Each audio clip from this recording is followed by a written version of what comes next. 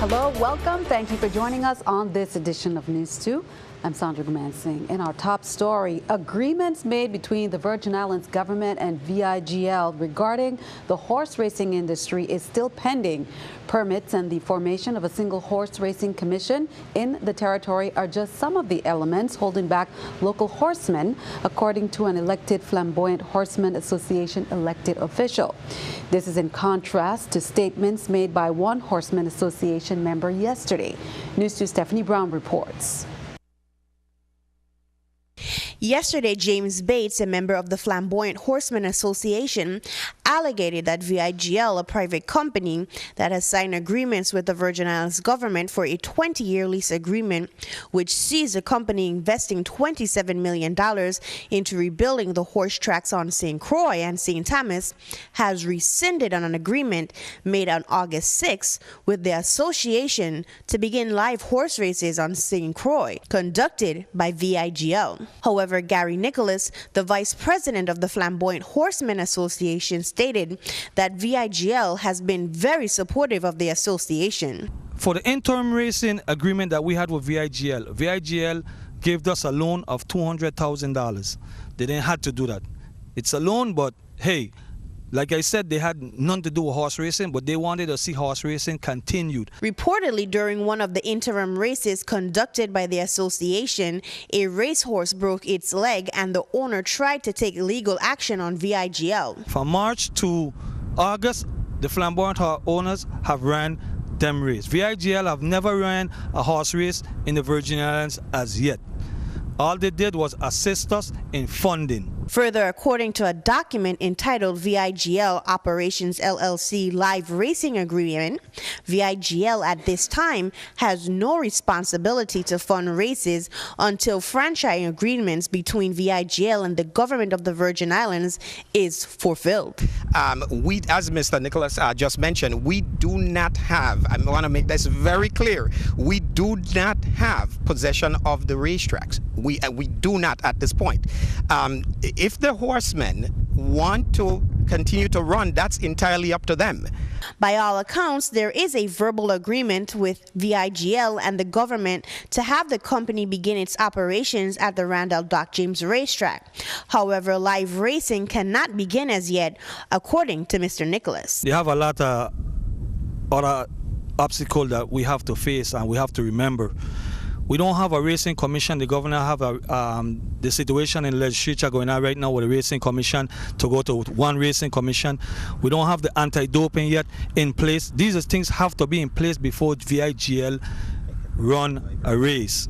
Further, VIGL received professional opinions from track specialists suggesting that races be held off until suggested repairs are made. It would be totally irresponsible for us to allow horse racing under VIGL, allow horse racing on this track. It's simply just not going to happen. For News 2, I'm Stephanie Shalana Brown. Jason Williams further stated that VIGL is dedicated to keeping the horse race industry alive in the territory. Further, both parties expounded that the St. Thomas Horsemen Association is conducting races off of sponsorships made by the Virgin Islands Lottery. Be sure to count on 2. We will keep you updated. August 30th, USVI Health Commissioner Michelle S. Davis met with the acting Chief Executive Officer of Wanaflui Hospital, attorney Richard Evangelista, and his team today to discuss a variety of issues and the hospital has been experiencing, to include the deterioration of sewage lines, ongoing roof leaks and conditions of mold in the operating rooms, storage of hazardous materials, biomedical, red bag, biohazard sharps, biomedical waste at the rear of the hospital, and ventilation issues in the morgue. Commissioner Davis stated, "We are focusing on addressing the health and safety of the Virgin Islands community that utilizes Wanaflui for health care. The Department of Health will be convening with other agencies to get Wanaflui back up to speed." USVI Department of Health has reviewed Wanaflui's plans to address these concerns and finds them to be satisfactory and will be monitoring progress with their plan of correction on a weekly basis. The Department of Health is also in contact with Centers for Medicaid and Medicare Services, CMS, to assure that Wanaflui is adhering to CMS regulations. As a member of the VI Territorial Hospital Board, Commissioner Davis will meet with the board, she says, to discuss these urgent issues and to identify the resources to support Wanaflui's plan of action. Additionally, Commissioner Davis plans to bring the Wanaflui team, other agencies, and the Territorial Board together to make sure that the hospital continues to make rapid improvements. Well, police say in crime reports at 11:51 a.m. on Tuesday, August 29th, officers of Wilbur Francis Command were following up on a case relating to burglaries of the Paradise Mills community when they were advised by citizens in the community that they believe the suspect may be staying in an abandoned house adjacent to the housing community. Glenn Drake has more. Upon arrival of the officers to the location, the officers observed the black male individual laying on a couch. They called for backup and covered the exits. The suspects attempted to exit the dwelling. However, realizing that he was surrounded, he locked himself in the room. The officers gained entry into the dwelling, and after a short standoff, the suspect opened the door and surrendered without incident. The man was later identified as 20-year-old Samuel Roberts, who was wanted for the January 31st, 2017 murder of McDaniel Soundham and injuring of another man that occurred in Lorraine Village. Roberts was arrested in pursuant to an arrest warrant by a Superior Court judge and charged for murder in the first degree. He was remanded to the Golden Grove Detention Center pending his advice of rights hearing. Police said the Labor Day holiday is one of the deadliest times of the year due to drunk driving. So the department is ramping up its enforcement efforts as part of a national crackdown on drunk driving from August 29th to September 4th. Drive sober or get pulled over. It's a 7-day high visibility campaign.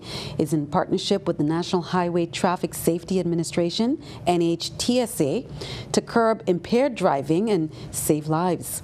Law enforcement partners nationwide will show zero tolerance for drunk driving, increase state and national messaging about the dangers of driving drunk, coupled with checkpoints and increase of officers on the road. Count on two will have more on this initiative. The government employees retirement system would like to advise its retirees that there will be a delay in payment for those retirees receiving their annuity payment via check. Retirees who receive their payment via ACH direct deposit should not experience a delay. The delay, they say, is due to a technical difficulty currently being experienced with the check processing system, which will also prevent any retiree from accessing their check stubs online via the www.usvigers.com. They say, please note that retirees who requested changes to become effective August 31st, 2017 will not see those changes until pay date September 15th, 2017. They apologize for any inconvenience, and if you have any information, the number you can call is 340, if you have any questions rather, 340-776-7703. Turning to the Senate, the Committee on Finance, chaired by Senator Kurt Violet, held a meeting at the Capitol building on Wednesday to receive testimony on an overview of the fiscal year 2018 budget for the Schneider Regional Medical Center. For fiscal year 2018, Schneider Regional Medical Center requests $34.9 million as the total for operations and an additional allotment for capital of $5 million to address the infrastructure and equipment needs. The allotment will also assist in the required funding for the government employees' retirement systems conversion of $2.9 million. However, Schneider Regional Medical Center is facing financial challenges that may affect current operations for fiscal year 2017. Separately, the U.S. Virgin Islands Economic Development Authority and St. Thomas East End Medical Center Corporation also shared their fiscal year 2018 budget. Acting Chief Executive Officer Wayne Biggs Jr. stated that their fiscal year 2018 budget request for VIEDA is $5,882,000 comparatively to fiscal year 2017, and this is a reduction of $400,000. Melita Smith Jr., the Executive Director of East End, is requesting $2,074,000 for fiscal year 2018. Well, during a finance hearing on the Virgin Islands Department of Agriculture's 2018 fiscal budget, the commissioner addressed the federal suspension on the department's abattoir facility, which places due to inhumane handling of cattle to be slaughtered. However, Senator Villalay brought to light that the abattoir's full-time staff are very prideful of their work, and in fact, the reported incidents were brought on by part-time workers. Here's more from that session. Okay, and I only say that because your individuals who are full-time that work in the abattoir, they have a lot of pride in the work that they do, and they just wanted to make sure that nobody don't think that it was an error at their part. Do they receive training? Have you been able to send those individuals to Puerto Rico that put down quite a bit of bovine or a state that they can go 2, 3, 4 days and receive some training? They will be.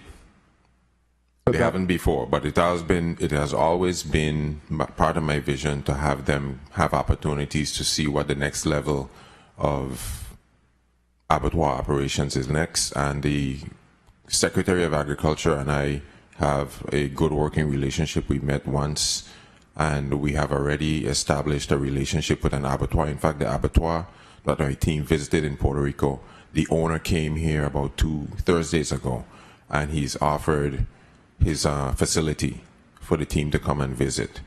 But I've already begun setting up potential visits for my team to go to Puerto Rico to visit at least 3 of their top abattoirs.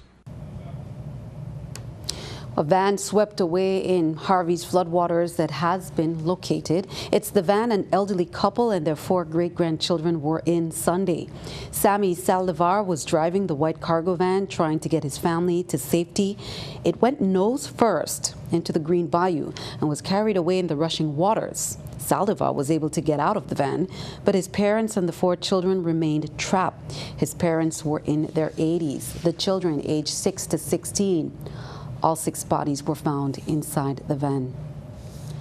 Keeping our eye on the economy, let's take a look at the stock market watch with the New York Stock Exchange. According to the numbers, we can see the Dow, NASDAQ, S&P up, the Dow 27, NASDAQ 66, S&P 500 up 11. Coming up on NEWS2, some more back-to-school news and the Labor Day Smith Bay Parade that's coming up. A little preview for you from Officer Chesterfield. That's coming up.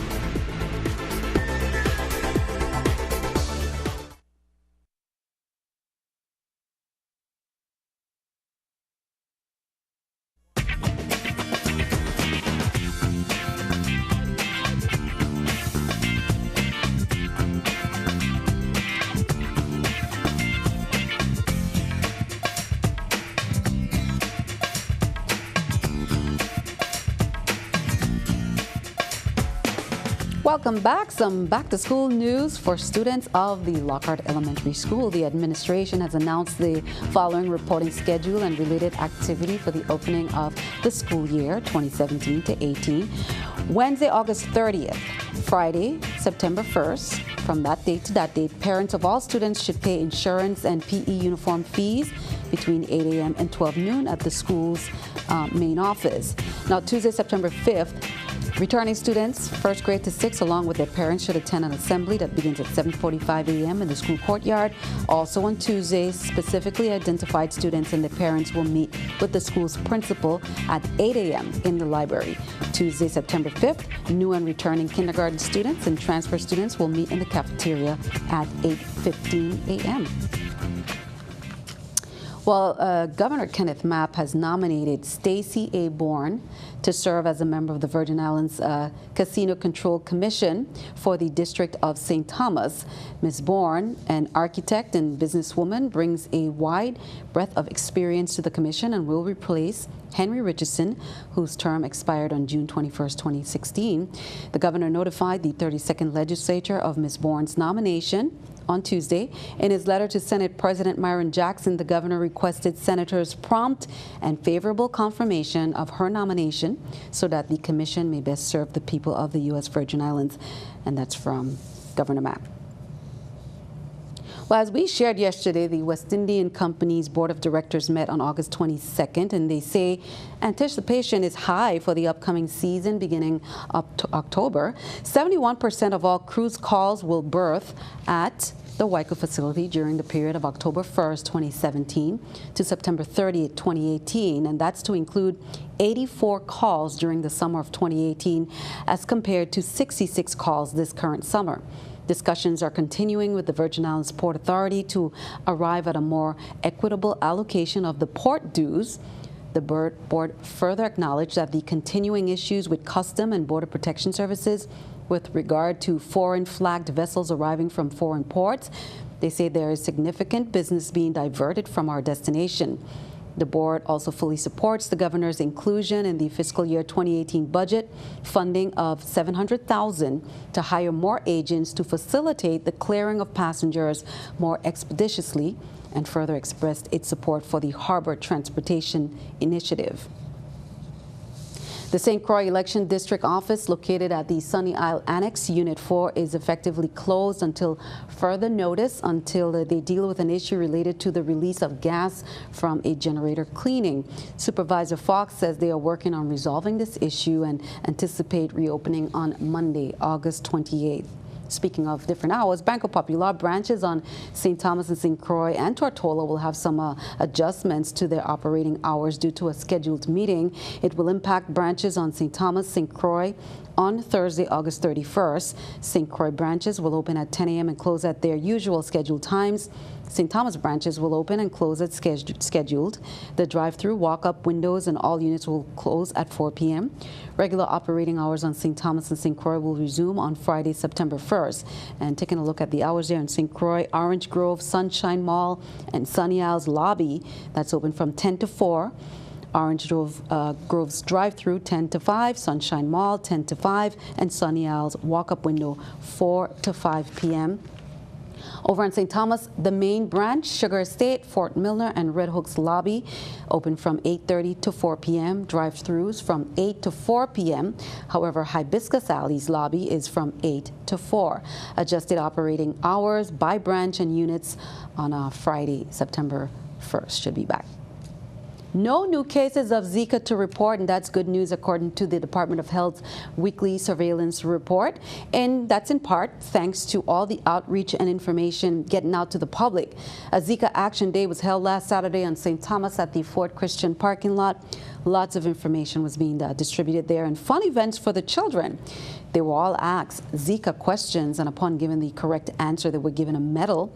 Some questions that were asked included, how does someone get infected with Zika? What is the name of the mosquito that spreads Zika?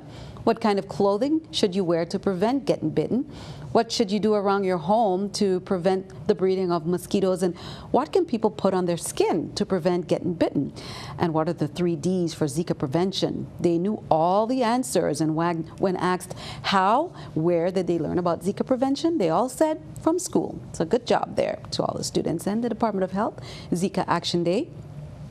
Meanwhile, the department continues designating a territory that encourages physical activity and safety. The USVI Department of Health, in partnership with other public agencies and private agencies as well, they're holding another town hall meeting on St. Croix this time on Thursday, August 31st at the DC Canagata Multi-Recreational Center. The DOH previously held town hall meetings on St. John, Wednesday, August 9th, on St. Thomas, Friday, June 30th. The purpose of these meetings is to get the community's input and ideas on areas that can be improved, constructed to promote more physical activity in the territory.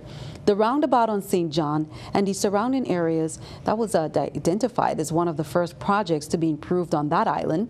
The area behind the Schneider Regional Medical Center on St. Thomas was also identified, and plans are being created to make it more suitable for the public's use.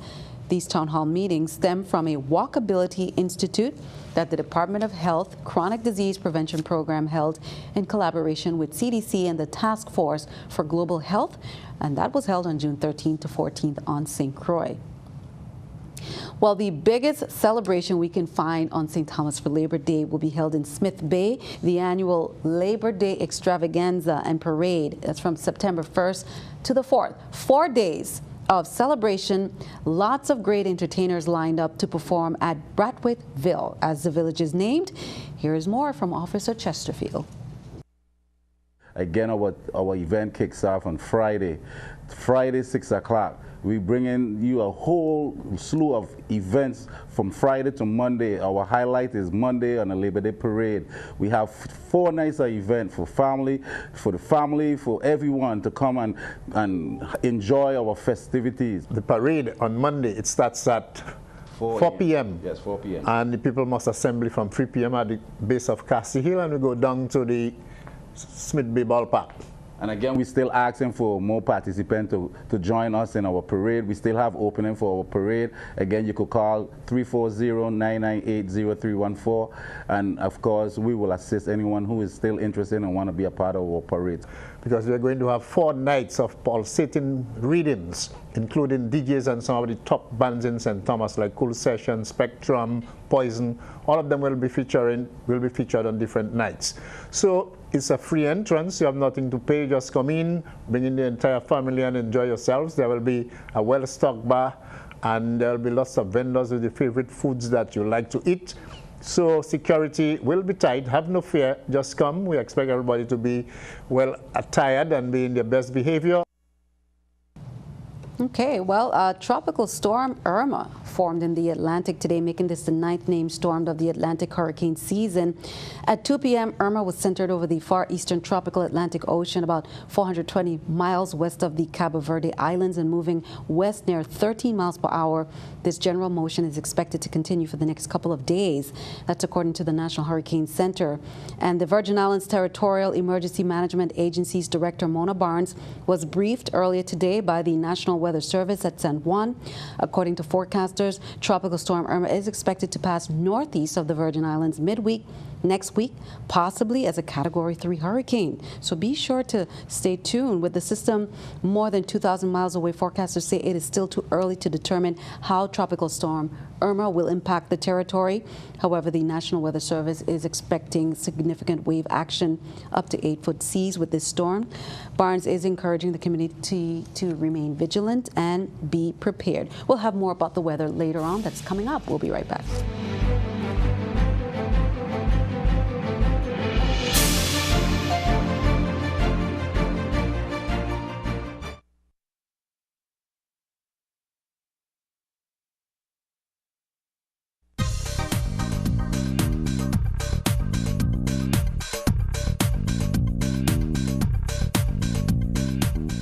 was a pretty beautiful day for us here today in the Virgin Islands. Taking a look at our satellite, not much going on. Beautiful conditions, really. Not so much for our friends to the south of us, though. The windwards, they're getting hammered in places with some pretty hard downpours. We do have a tropical wave moving through there. It's not going to impact us, so it's going to stay pretty pleasant here. We do have a heat advisory for the southwest region of Puerto Rico. Real field temperatures around 110 degrees. So very hot and humid here in Puerto Rico. Certainly try to get some air conditioning, or at least stay cool, stay hydrated. For tonight, 80 degrees, partly cloudy skies, so it's going to stay dry for us. Tomorrow in St. John, 90 degrees for the temperature, but the real feel is going to be in the low 100s. A shower in places could be seen, very brief though. St. Thomas, 90 degrees, same story, could see a brief shower. Now St. Croix, we could have some moderate rip currents here, so be careful if you're swimming. 91 degrees, again, we could see a shower in spots, but mainly beautiful conditions. The Atlantic side for the marine forecast, waves 2 to 4 feet, winds out of the east from 10 to 15 knots, so pretty perfect for boating. The Caribbean side, same story, waves 2 to 4 feet, winds out of the east 10 to 15 knots, so no complaints here. Taking a look at the 5-day, well, Thursday, a shower in places, nice and warm, 90 degrees. Again, those real feels are going to be in the low 100s. Friday, a stray shower, so mainly dry. Perfect conditions if you're here for the beach, 90 degrees for the high. Saturday, a shower or two could be seen as a very weak front, tropical wave that is, comes passing through, 89 degrees, so a little bit cooler. And on Sunday, again, we could see a shower or two really through Monday, and temperatures hovering right around 89 degrees. Sandy, back to you. Thanks for that. Time for our weather picture there by Keenan Gerald, first grader from the Lockhart Elementary School. We just shared Lockhart's schedule there. Kimon, I hope you're ready for back to school. Thank you for your picture with some rain and sunshine, what we're going to be seeing. Send us your news to weather picture to the address on the screen, and then tune in to see it right here on News 2. Be sure to stick around. News 2 Sports is coming up next.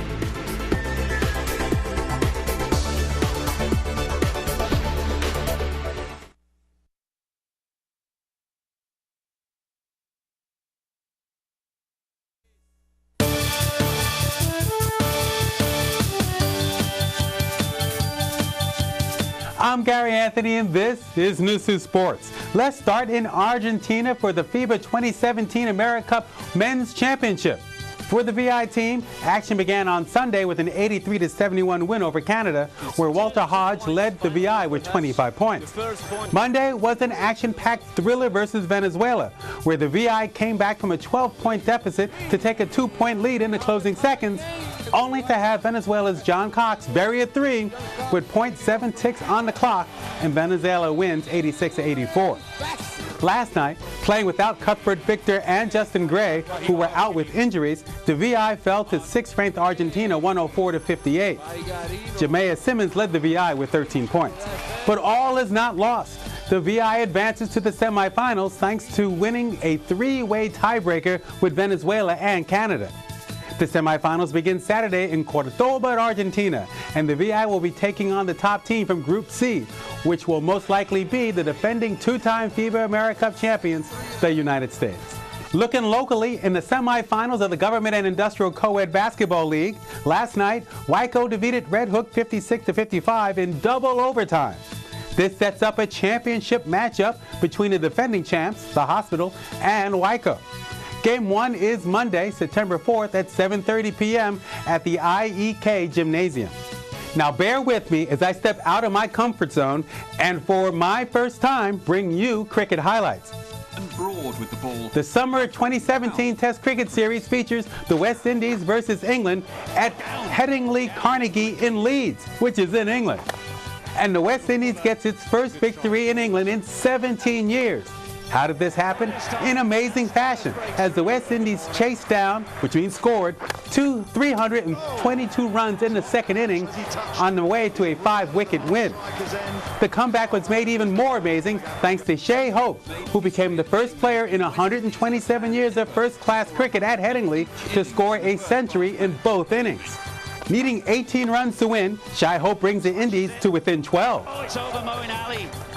It's gone for 6. And needing only 2 to win, Shai Hope does it again, and the Windies win by 5 wickets. The series is tied at 1-1. The third test match starts Thursday, September 7th. I want to increase my cricket knowledge, so email me and let me know how I can do that. That's it for sports. Sandy, back to you. Thank you, Gary. That is all for this edition of News 2. We'd like to thank you for joining us for all the latest in news, weather, and sports. I'm Sandra Guman Singh. We will see you next time.